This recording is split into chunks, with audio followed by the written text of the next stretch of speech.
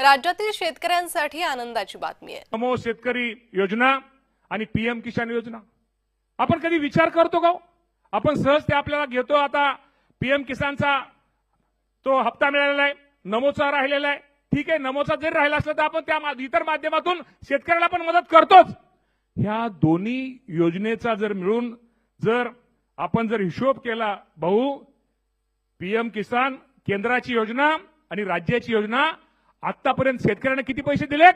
या दोन्ही योजना मिळून आतापर्यंत या राज्याने शेतकऱ्यांना 57,000 कोटी रुपयाचा निधी माझ्या शेतकऱ्याला दिलेला आहे।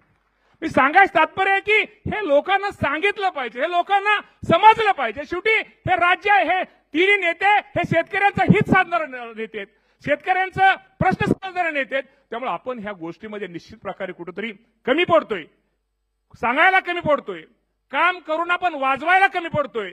खूप मोठा निर्णय देवेंद्र भाऊ आणि आपल्या महायुतीच्या सरकारने घेतलेला आहे। आपल्याला कल्पना आहे की प्रधानमंत्री नरेंद्र मोदीजी यांनी किसान सन्मान योजना सुरू केली आणि आमच्या शेतकऱ्यांना 6,000 रुपये हे मोदीजींच्या वतीनं देण्यात येतात।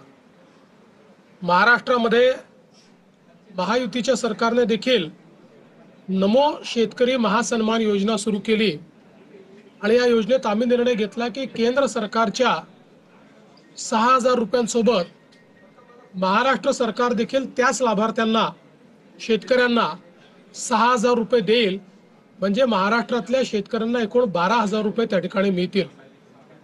आपल्याला कल्पना आहे की या संदर्भात दर 4 महिन्यांनी आपण 2,000 रुपये त्या ठिकाणी त्यांच्या खात्यामध्ये देतो, 2,000 केंद्र सरकार देते, असं 3 हप्त्यांमध्ये आपण हे पैसे देत असतो।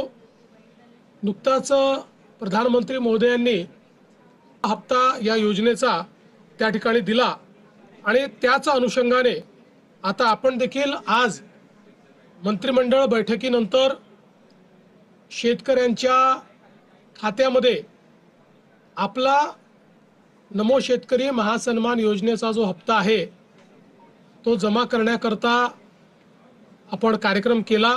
शेतकरी बांधवांसाठी अतिशय महत्त्वपूर्ण आणि मोठी बातमी आहे, कारण नमो शेतकरीचा जो हप्ता आहे तो वितरणासाठी मुख्यमंत्र्यांनी जो कार्यक्रम आहे तो घेतला, त्यामध्ये बैठक पार पडली। बैठकीमध्ये हा सर्वात मोठा निर्णय घेण्यात आला।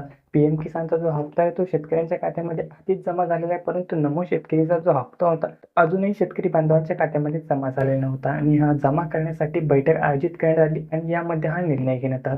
कृषी मंत्री दत्तात्रय भरणे यांनी सुद्धा माहिती दिली आणि फडणवीस जे आपल्या राज्याचे मुख्यमंत्री यांनी सुद्धा अशी माहिती दिली की आता नमो शेतकरीचा जो हप्ता आहे त्यासाठी आम्ही कार्यक्रम घेतला आहे आणि त्यांच्या खात्यामध्ये वाटप आता लवकरच शेतकरी बांधवांच्या खात्यामध्ये हा हप्ता देखील वाटप होणार आहे।